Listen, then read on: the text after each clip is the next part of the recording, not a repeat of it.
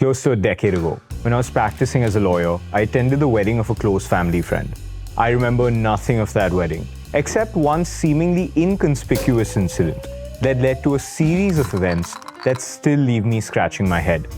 At this event, I met many people, some of whom I hadn't seen in several years. Among them was a gentleman I'd last seen as a child. As I brought him up to speed with my life, he was most pleased that I'd chosen to become a lawyer. I therefore refrained from telling him I was about to quit the profession. After some more small talk, he wished me well and began to walk away. But before he did, he asked the following question: "Do you help people make their wills?" I indicated my answer with a quick nod, and he said, "Great, my wife's been after me to make my will for quite some time. I'll give you a call." I never said much in such situations because I didn't want people to think I was egging them on in the hope of generating some billable work for myself. I didn't hear from him for a year thereafter, until, funnily enough, I met him at another wedding. I asked him about his will then. By this time, I had given up practicing as a lawyer, and therefore I had no compunction in asking him since I no longer had anything to sell. He gave me the following answer: "I never made it. I don't like thinking about my own death." I'm telling you this story because recently this gentleman passed away. I wonder if he ever made a will. I hope for the sake of the family he left behind that he eventually did. I'm Krish Kothari, and in this video, I'm going to discuss one of the most underappreciated aspects of wealth management: wills and succession planning.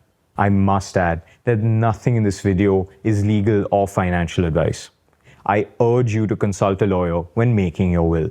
My goal with this video is to simply push you to make your own will. As I will demonstrate, this is applicable to people of all ages and at all stages of life. Your will and testament will be the last thing you ever say.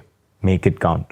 Go ahead and like, subscribe, and hit the bell icon. We really do appreciate it. Also, let us know in the comments what you think of our videos. It helps us understand what topics are of interest to you. You can now find our channel and the podcast, The Krish Kothari Show, on the Zerodha Media Network. Check it out. There are some really fascinating channels on a variety of interesting topics.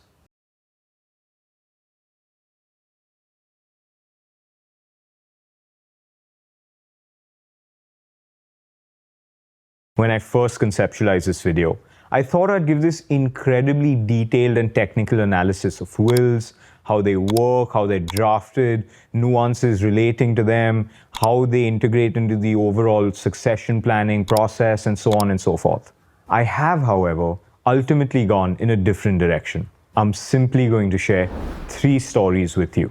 The first story deals with the importance of properly thinking through your bequests to prevent unintended consequences, as well as regularly revisiting wills to make sure that they reflect changing circumstances. The second pertains to 2 specific aspects of wills: trusting intermediaries and transparency with heirs.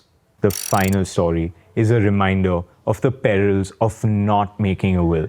It is simultaneously the most instructive and most tragic of the 3 stories. Each of these will hopefully make you think of different considerations with respect to your own wills. Most importantly, I hope they all serve one common purpose: to encourage you to make your own will, no matter where you are in life or how old you are.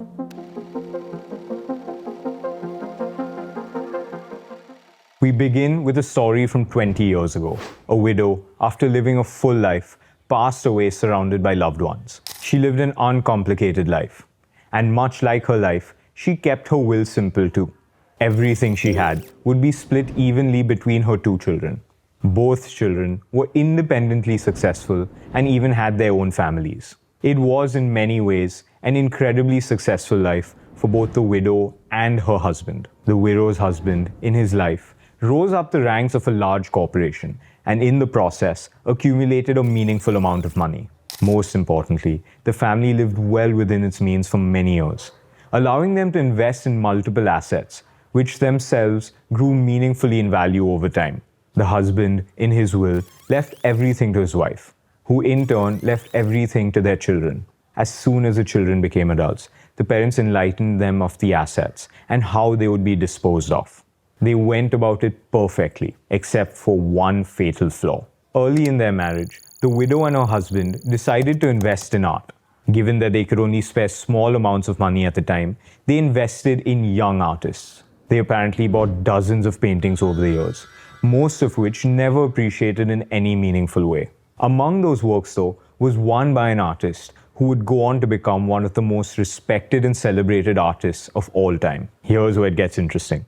The value of that one painting rose dramatically after the widow had made her will, and at the time of her death was worth more than all her other assets combined. So the question is, how can the estate be divided evenly between the children? Until the widow's death, her children and their respective families got along well. The negotiations for dividing the estate of the widow created friction, which would eventually turn into an all-out war. The parents, who did everything they could in their lifetime, must have been rolling in their graves, thinking of the problems that arose as a result of the will. In the end, the son gave up his fight for the painting. Unlike his sister, he could no longer afford the legal battle, nor the effect it took on his health. All the love in the world didn't stand a chance in front of a large enough inheritance. A will can be constantly updated. The widow had several years to update hers to reflect the dramatic rise in value of that painting. Doing so would have prevented this heart-wrenching feud.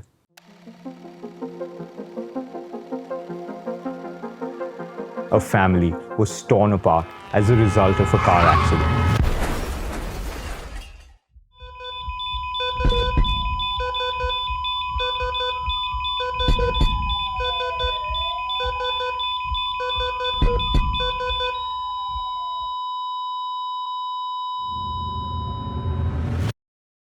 A man left behind his wife and daughter. This was a family that enjoyed generational wealth, which wealth was diversified and magnified dramatically by the man in his lifetime. Like any family accustomed to wealth, they too had prepared for this eventuality and kept the necessary will in place. That's the good news. The husband was, however, remiss in his unwillingness to divulge details of his wealth to his wife. As you can imagine, assets of all kinds had been accumulated over generations. The wife was blissfully oblivious to the extent of the sprawl of her husband's wealth. Enter the conniving lawyer. Said lawyer had convinced the husband to make him, the lawyer, the executor of the will. After all, the poor wife would be in no condition to handle her husband's affairs after his death. Who cares if she's intelligent and well-educated? She couldn't possibly be as capable as him, he declared. Persuaded by the lawyer, the man made a simple will, leaving his entire estate to his wife, but with the lawyer as the executor. To make matters worse, he never fully explained to his wife what exactly he was handing her through his will, leaving her at the mercy of the executor. It doesn't require a particularly creative mind to guess what happens next. It took the wife over a decade to gain full control of the estate, during which time the lawyer had siphoned off material portions of the estate. In fact, she was never sure if she knew the full extent of his loot, because she never knew the full extent of the estate.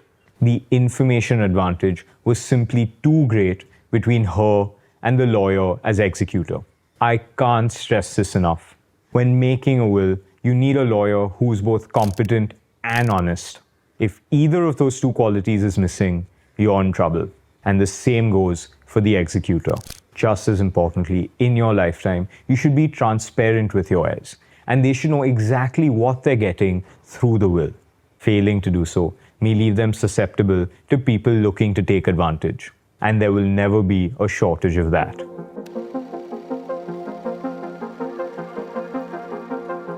Intestacy is what lawyers refer to as dying without a will.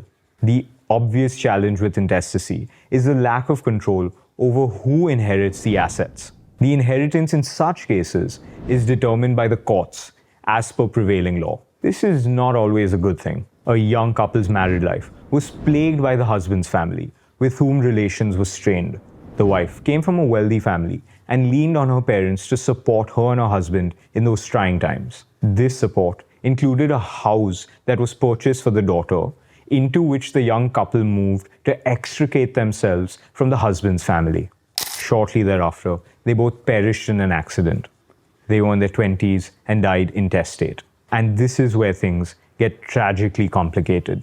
As a consequence of the intestacy, the court was compelled to determine the disposition of the couple's assets.